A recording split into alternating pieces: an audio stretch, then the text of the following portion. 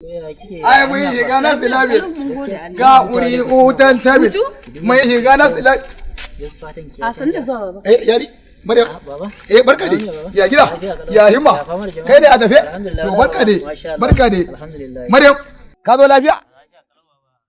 To Maryam, kin dai gaya mar halin da ake ciki gidan ko? Ki gaya masa yau kwana 3 tukunya bata hau sama ba. Abin da nake gaya miki, kin ga wannan rigar ta tun san labarai da wannan Umar ya aiko min ita daga Abuja. Kin ganta da ta lalace. Ki gaya masa. Ki ce riga ma bani da ita ta sawa. Ki gaya mar fa ban yi ankon maulidi ba. Gahi kuma lokaci yana kurewa. To kuma akwai wani abu kuma da daman take so ta gaya maka. Ita din kanta akwai auren kawarta ba ta anko ba. To ba kuma baba zan mishi magana zan mishi. Kana ji ko? Ina ji baba. Wallahi ga waya ta kuma ta ci sikirin amma ba duk wannan magana da kake ba ta taba min bayanin wani abu daga ciki ko guda ɗaya. Wani zubin ba ta son magana. Shi yasa nake gabatar da ita. Me yasa ba ka ga min irin wannan Maryam?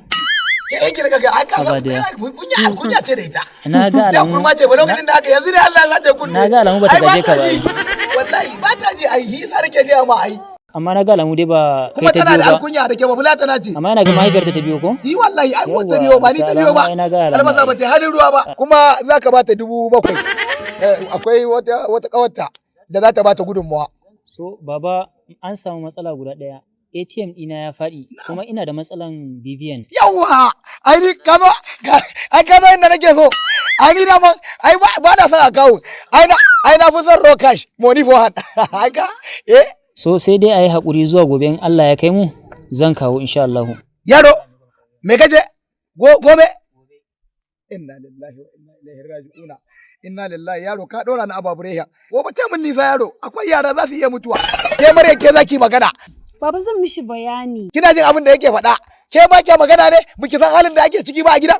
Me yasa kike haka ne? Kullun ina gaya miki. Me amfanin makarantar da kika yi?